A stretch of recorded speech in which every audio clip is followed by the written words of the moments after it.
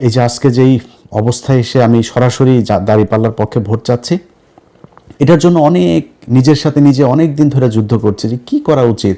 ব্যক্তিগতভাবে হ্যাঁ, যদি বিএনপির পক্ষে করতাম তাইলে হয়তো বিএনপি যদি ক্ষমতায় আসতো তাহলে একটু মোটামুটি থাকতে পারতাম, কিন্তু দিনের পর দিন তাদের যে আচার আচরণ কথাবার্তা, শেখ মুজিবের প্রতি প্রীতি, সেই 5 তারিখের পর থেকে তারা এগুলো করছে।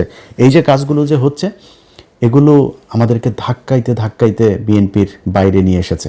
আমরা তো বিএনপির বাইরে যাইতে চাইনি ভাই। তারেক রহমানের প্রতি এখনও যথেষ্ট সম্মান আছে, শ্রদ্ধা আছে, তারা নিয়ে কোনো বাজে কথা বলি নাই, বলবো না, বলতে চাইও না।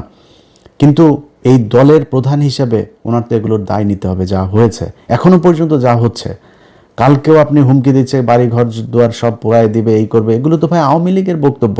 আপনি কেন সেগুলো বলেন? যাই হোক, তারা তাদেরটা বলবে। আপনারা বাংলাদেশে মানুষ যারা আছেন তাদেরকে বলি, ভাই আমি জামাত ইসলামের কেউ না। জামাত ইসলাম আমি কোনো কথা বললে শুনবে কি না এটাও আমি জানি না। জামাত ইসলামের আমি কোনো বড় পদও চাই না, কোনো সুবিধাও চাই না। জামাত ইসলামের কথা যতটুকু বলি, আমার নিজের যেহেতু কোনো দল নাই, আমি বাংলাদেশে 2টা দলের মধ্যে কম্পেয়ার করেছি যে কাদের হাতেই বাংলাদেশটা নিরাপদ থাকবে।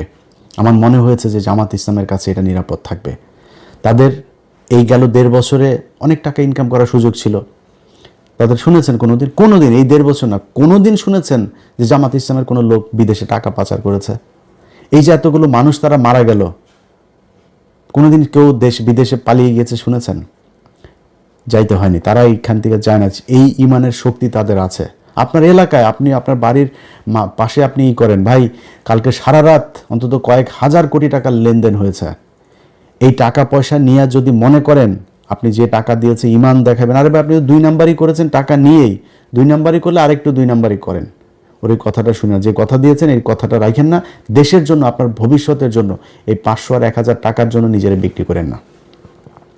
ভোটটা যেখানে আপনার প্রতিবেশী যে মানুষগুলো আছে, রাজনীতিবিদ যারা আছে 2টা দলের মধ্যে, তাদের চরিত্র দেখেন, তারা কে কীরকম, কী করতে চায়, কি হয়েছে 54 বছরে তারা কি করেছে, এগুলোর দিকে একটু হিসাব করেন, কোনো উত্তর পেয়ে যাবেন আপনি ভোট কাকে দিবেন। আমি আমার জায়গা থেকে আপনারে শুধু এতটুকু এনশিওর করি ভাই, আগে যেটা বললাম যে আমি জামাত ইসলামের কিছু না, জামাত ইসলামের লোক আমার কথা শুনবে কিনা আমি জানিও না, বাট একটু ঝুঁকি নিয়ে, একটু দাবি নিয়ে কিছু কথা বলি। আমি বিশ্বাস করি জামাতকে অন্তত এই কথাগুলো বললে শুনবে। আপনার যেই মানুষগুলি আজকে এই যে প্রবাসে থাকেন না, এই মানুষগুলির জন্য এই 54 বছরে এই দেশের রাজনীতিবিদরা কিছু করে নেই। আপনাদেরকে শুধু পাঠিয়েছে, গাধার মতো আপনারা খেটেছেন, আপনারা টাকা পাঠিয়েছেন, সেই ডলার আবার ওরা বাংলাদেশ থেকে বিদেশে পাঠিয়েছে। এইভাবেই চলেছে। আমার ডলার রিজার্ভ কেন 34,000 কোটি টাকা থাকবে ভাই? 34 বিলিয়ন ডলার কেন থাকবে?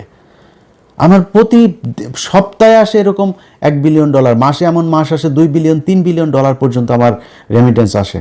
তাহলে আমার রিজার্ভ কেন হবে 34 বিলিয়ন ডলার? আমি এত রিজার্ভ, এত ডলার আমি দেশে পাঠাচ্ছি, সেই টাকা কোথায় যায়?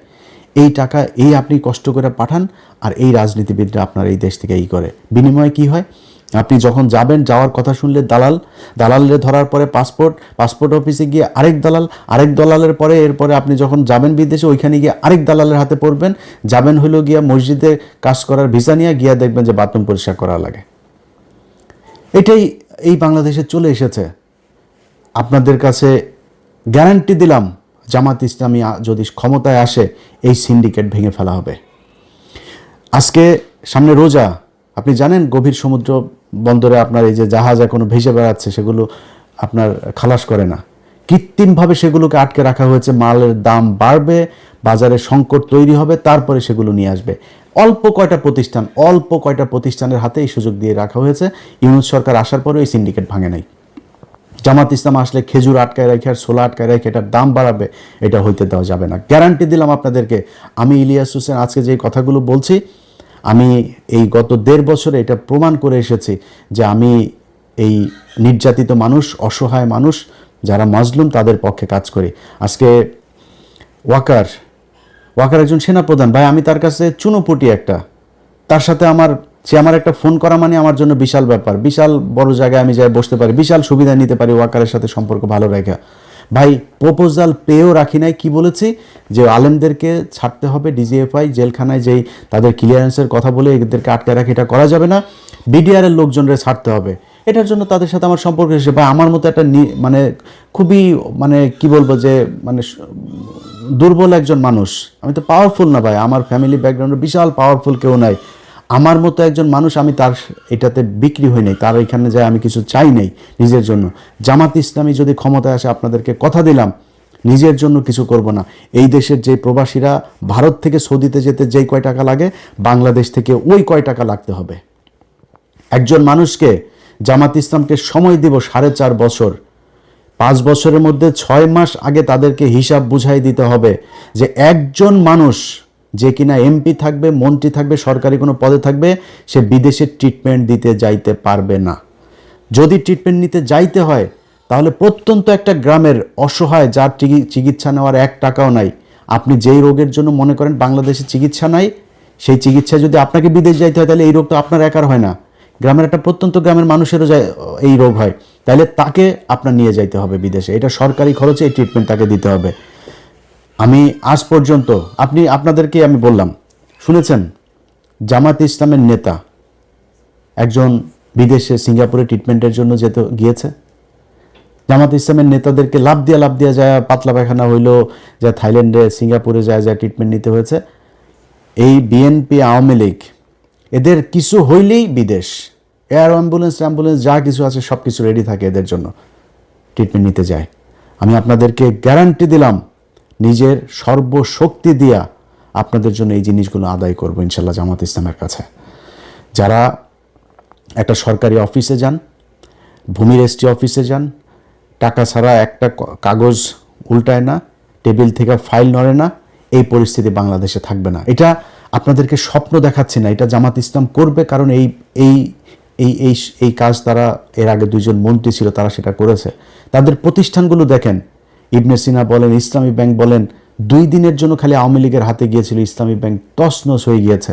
এত বছর ধরে এটা সাউথ এশিয়ার মধ্যে সবচাইতে বেশি আপনার পাওয়ারফুল একটা ব্যাংক ছিল এই ইসলামী ব্যাংক, অথচ তাদের থেকে ম্যানেজমেন্ট হাতছাড়া হওয়ার পর আবার ফের আগের চেহারা, আবার এখন এসছে, আবার এটা উপরে উঠছে। এটাই জামাতে ইসলামী। সো এই দলটার কাছে যদি নাকি এই দেশের ক্ষমতা যায়, আপনাদেরকে এইটুকু বলতে পারি যে কতটুকু ভালো হবে সারা দেশ চালাইতে গেলে আমি জানি না, কিন্তু এর ধারে কাছেও কোনো দেশ নাই জামাত ইসলাম যতটি স্বচ্ছতা, ন্যায়, ন্যায্যতা, বৈষম্যহীনভাবে দেশ পরিচালনা করবে, এর আশেপাশেও কেউ নাই। এই বিবেকের তাড়না থেকে বিএনপির একেবারে বিরুদ্ধে যেয়ে এবারে নির্বাচনে দাঁড়িপাল্লার ভোট চেয়েছে। আপনার নিজের প্রয়োজনে, আপনার দেশের প্রতি যে দায়িত্ববোধ, ভালোবাসা, আপনার নিজের পাওয়ার জন্য, আপনি যেই বাজারে দোকান আছে আপনাকে চাঁদা দিতে হয় না, আপনি রাস্তায় একটা বাস চলে আপনাকে চাঁদা দিতে হয় না, একটা লেগুনা চালান, টেম্পো চালান, সিএনজি চালান, চাঁদা দিতে হয় না, ফুটপাতে একটা দোকান আছে, দিন শেষে 300-500 টাকা ইটি করে তারপরে সারাদিন ধুলা বালু এগুলোতে দাঁড়ায় থেকে করেন, সেখান থেকেও 100 টাকা দিয়ে দিতে হয়। এই মানুষগুলোকে দিতে হবে না। আমি গ্যারান্টি দিলাম আপনাদেরকে, পৃথিবী বাংলাদেশ 5 বছরের জন্যই না, আরও হাজার হাজার বছরের এই পৃথিবী। আপনারা বেঁচে থাকবেন, আল্লাহ যদি বাঁচায় রাখে, আমরা হয়তো আরও 2-4-10 বছর যদি বেঁচে থাকি তাহলে দেখব এই 5 বছর জামাত ইসলামীকে দিয়ে দেখেন যে এই দেশের চরিত্র পাল্টায় কিনা, এই দেশে আপনার যে অধিকার, যে নাগরিক অধিকার, সেই অধিকার আপনি পান কিনা। যারা নির্বাচনে দায়িত্ব পালন করছেন তাদের ভেতরে অনেক, বিশেষ করে ওসিদের ভেতরে, ইন্সপেক্টর, পুলিশের ঊর্ধ্বতন অনেক অফিসার আছে, সৎ মানুষ, অনেক অফিসার। বিশেষ করে আমার এই দিন আমি গত একটা প্রোগ্রামে বলেছিলাম যে পুলিশ মানেই ঘুষখোর, এটা বলার পরে আমার এক এসপি ফোন করেছিল, বলে যে ভাই আপনি আজকে যে কথাগুলো বলেছেন চমৎকার কথা বলেছেন, শুধু একটা কথা ভাই খুব আপত্তিকর, যে পুলিশ মানেই ঘুষখোর। বললাম তাহলে কি, পুলিশ কি? বলছে ভাই আপনি কি জানেন যে পুলিশের কত পুলিশ সদস্য যে অনেস্ট? তা বললাম ভাই কোথায় অনেস্ট? প্রতিটা থানার মধ্যে এসআই, কনস্টেবল, ওসি সবই তো ভাই ঘুষ খায়। আমার যদি এটারে ক্যাটাগরিক্যালি আপনি বলতে বলেন 99.9% তারা ঘুষ খায়। ভাই এটাই তো পুলিশ না, পুলিশের হেডকোয়ার্টারে পুলিশ, পুলিশের এসবিতে পুলিশ, আর্ম পুলিশে পুলিশ, সিআইডিতে পুলিশ, এরা তো ভাই ঘুষ খায় না সবাই। এখন কথা হইলো যে আমি যাদেরকে মাঠে পাই, আমি তো থানার পুলিশকেই মাঠে পাই, আমার পাসপোর্ট আনতে যায় তাকে আমি মাঠে পাই। এই মানুষগুলো যখন ঘুষ খায় তখন আমার কাছে মনে হয় সবাই ঘুষ খায়। তো আজকে একটু নমনীয়ভাবে বলি, মনে করেন পুলিশ ঘুষ খাইতে চায় না, ভাই অনেক পুলিশ ডিসি, এসপি, আমলা অনেকে খুব আতঙ্কে আছে। জামাত ইসলাম যদি ক্ষমতায় আসে তাইলে তাদের পিঠের চামড়া থাকবে না। পিঠের চামড়া থাকবে না কেমন, পিটাবে না, তাদের ঘুষ টুস এই ধান্দাবাজি করার আর সুযোগ থাকবে না। এখন এই কারণে তারা চায় না যে জামাত ইসলাম ক্ষমতায় আসুক। ভাই একটা জিনিস বলি যে এই গেল 15 বছরে এই দেশে বহু ব্যবসায়ী, আমলা, রাজনীতিবিদ হাজার হাজার কোটি টাকার মালিক হয়েছে। আজকে কোথায় তারা? সালমান এফ রহমানের মতো লোক, এস আলমের মতো লোক কোথায় তারা? জেলখানার মধ্যে ঢুকে আছে সালমান এফ রহমান, আনিসুল হক বিশাল প্রতাপশালী আইনমন্ত্রী, এরা সব এখন কোন অবস্থায় আছে? আপনারা টাকা দিয়ে বাঁচাইতে পারবে না। তার চাইতে যদি সততার সাথে, বাংলাদেশের প্রেক্ষাপটে আপনাদের বেতন তো কম না ভাই, একটা এসপির বেতনও কম না, ডিসির বেতনও কম না, একটু সৎ হয়ে দেখেন না। অন্তত আপনার ভবিষ্যৎ প্রজন্মটা একটা ভালো সুন্দর একটা পৃথিবী, সুন্দর একটা বাংলাদেশ পাবে। একটু করে যান। এদের ভেতরে বিশেষ করে কিছু ওসি আছে, ওসিরা ব্যাপকভাবে তানারা চেষ্টা চালায় যাচ্ছেন যে নানানভাবে করতে। ভাই কালকের নির্বাচনটার সাথে 18 সালের নির্বাচনের অনেক মিল আছে, কিন্তু 18 সালের পরিস্থিতি আর এই পরিস্থিতিটা একটা। আপনারা বানাইতে চাচ্ছেন 18 সালের নির্বাচন, এটারে ঘোষণা দিয়েছেন। আওয়ামী লীগ যেমন ওই সময় ঘোষণা দিয়েছিল ভোট কেন্দ্রে গেলে করে ফেলা হবে, ভোটের পরে করা হবে, ওদের আমার সামনে দাঁড়িপাল্লা এই নৌকায় ভোট মারতে হবে, এগুলো বলে বলে এসছে। আপনারা ঠিক সেটা করছেন, কিন্তু মাঠটা কি সেই অবস্থায় আছে? ওই সময় এক একজন বিএনপির নেতার বিরুদ্ধে 200, 250, 300 করে মামলা, তার উপরে আবার এলাকায় নির্বাচনে তো পাশ করবে না, এটা মোটামুটি 90% কনফার্ম হয়েই নির্বাচনে গিয়েছে। নির্বাচনটা শেষ হলে পিটানি খাবে, আবার জেলে যাইতে হবে, বেশি বাড়াবাড়িও করতে পারে না। পোলিং এজেন্ট দেওয়ার লোক ছিল না। পরিস্থিতিটা ওই জায়গায় আছে এখন। বাংলাদেশের এইভাবে ভোট দেওয়ার জন্য ঢাকা শহর থেকে যাওয়ার এটাই প্রথম। 15 বছর ভোট দিতে পারে নাই, 17 বছর, এটাই প্রথম। জুলাইয়ের একটা বিশাল রক্তক্ষয়ী সংঘর্ষ, একটা অভ্যুত্থানের মধ্য দিয়ে একজন প্রধানমন্ত্রী, বৈধ হোক আর অবৈধ হোক, সিটিং প্রধানমন্ত্রী দেশ থেকে গোষ্ঠী শুদ্ধ পালিয়েছে, এটাই প্রথম। এই প্রেক্ষাপটে এসে যেই দেশের মানুষ বন্দুকের নলের সামনে দাঁড়ায়া সামনের জনকে গুলি করেছে, পিছনের জন তারা না ছেড়ে নিয়ে আসে, পুলিশ বলতে বাধ্য হয় একটারে গুলি করি, অন্য গুলি পালায় না। সেই জাতিটার চোখের সামনে একটা অভ্যুত্থানের রক্ত তাদের শরীরে লেগে আছে। এদেরকে আপনি ভয় দেখায় ভোট কেন্দ্র থেকে বের করে দিবেন? জামাত ইসলামের লোকজনের সাথে সারা বাংলাদেশের মানুষ কেন্দ্রে আপনাদের বিরুদ্ধে দাঁড়াবে যদি কোনো উল্টাপাল্টা যেগুলো বলেছেন এগুলো করার চেষ্টা করেন। আর পুলিশ প্রশাসন চোখের সামনে আপনার করবে। বাংলাদেশের প্রতিটা মানুষের কাছে অনুরোধ থাকবে, বিশেষ করে জামাত ইসলামের যারা ক্যান্ডিডেটরা আছেন তাদের কাছে অনুরোধ থাকবে, আপনারা মাওলানা হালিম বা জামাত ইসলামের কেন্দ্রীয় যেখানে আপনাদের যাদের সাথে কথা বলেন তাদের মাধ্যমে আমার নাম্বার নিয়েন। তারপরে আপনাদের সেন্ট্রাল যে সেল থাকবে সেই সেলে আপনারা যেখানে যখন যেটা ঘটবে সাথে সাথে পাঠিয়ে দিবেন। এই দেশের কোনো গণমাধ্যম যদি আপনাদের এগুলো প্রচার না করে, আমার চ্যানেল আছে, আমার 2টা চ্যানেল, আমার ফেসবুক পেজ আছে 4-5টা, এগুলো সব আপনাদের জন্য উন্মুক্ত। কালকে যেখানে যেটা পাবেন নিজের ফেসবুক থেকে দিয়ে দিবেন। কোনো জায়গায় একজন সাধারণ ভোটার হিসেবে আপনারা হাজার হাজার ভোটার কালকে লাইন ধরে মাঠে থাকবেন। কোথাও কোনো অপ্রীতিকর ঘটনা দেখলে আপনারা সেখানে দাঁড়ায় যাবেন। এই ভোট, এটা আপনার অধিকার, এই অধিকার প্রতিষ্ঠা করার দায়িত্ব আপনার। আপনি যে সুযোগ পেয়েছেন এই সুযোগ বাংলাদেশে বারবার আসবে না। অতএব যারা ভোট রিগিং করার চেষ্টা করবেন, কোনো পক্ষপাতদুষ্ট আচরণ করার চেষ্টা করবেন, বিশেষ কোনো প্রার্থীর পক্ষে কাজ করার চেষ্টা করবেন, সেই প্রশাসনের ভাইদেরকে বলবো, ভাই যদি মনে করেন সারা জীবন ঘুষ খাইয়ে থাকতে চাবেন তাহলে যা মন চায় করেন। আর যদি মনে করেন যে না, আমার সন্তানের পেটে আমি যদি নাকি আমার ট্রিটমেন্টের দরকার হয়, আমার সরকার ট্রিটমেন্ট দিবে, আপনি যদি সুন্দর একটা দেশই করেন, আপনি টেনশন করেন কেন যে আমার বড় শেষ বয়সে গিয়ে কি হবে, টাকা পয়সা না রেখে যেতে, এই টেনশন আপনি করেন কেন? সুন্দর একটা দেশ দিয়ে যান। এই যে আমি আমেরিকায় গরিব, মানে আমেরিকার সামাজিক যে অবস্থান সেই অনুযায়ী আমি গরিব ক্যাটাগরির একজন নাগরিক, তো মানে মানুষ আর কি। তো আমি যেহেতু অল্প টাকার ইনকাম করি, অল্প টাকা ট্যাক্স পে করি, তো ট্যাক্স ফাইল করার ওই অনুযায়ী আমি ওই ক্যাটাগরিতেই আমার ট্রিটমেন্ট ফ্রি এখানে। এটা বাংলাদেশে সম্ভব, খুবই ইজিলি সম্ভব।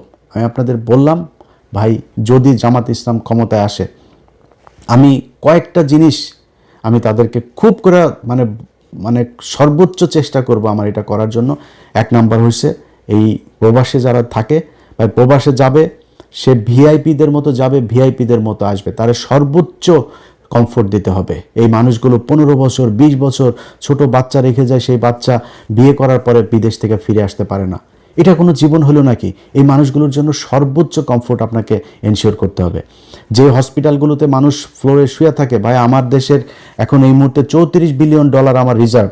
আমার রিজার্ভ দিয়ে যদি আমি বাংলাদেশের মানুষকে বাঁচাইতে না পারি, আমার এই টাকা দিয়ে কী হবে? খুব বেশি না, 5টা হসপিটাল করেন আপনি এখান থেকে $3 বিলিয়ন খালি খরচ করেন। আমার $3 বিলিয়ন পদ্মা সেতু করা হয়েছে না, 32 কোটি টাকা দিয়ে 45 কোটি টাকার উপরে গিয়েছে, প্রায় $4 বিলিয়ন $4.5 বিলিয়ন খরচ হয়েছে। আমার $4 বিলিয়ন দরকার নেই, $2 বিলিয়ন খরচ করেন, 5টা হসপিটাল করেন। ভাই এই দেশে কোনো মানুষ চিকিৎসাহীন হয়ে মারা যাবে না। এর মারা যাচ্ছে, প্রতিদিন মারা যাচ্ছে, কেন মারা যাবে? এই মানুষগুলোর জন্য কিছু করতে চাই, প্রবাসীদের জন্য করতে চাই। যেই অফিসগুলোতে ঘুষের জন্য মানুষ কোনো কাজ করতে পারে না, এই ঘুষ সেগুলো বন্ধ করতে হবে ভাই। যেই স্টাইলে এই বাংলাদেশ 54 বছর চলেছে, এখান থেকে বের হয়ে আসতে হবে। এই বের হয়ে আসার জন্য আগামীকালকে আপনাকে দাঁড়িপাল্লায় ভোট দিতে হবে।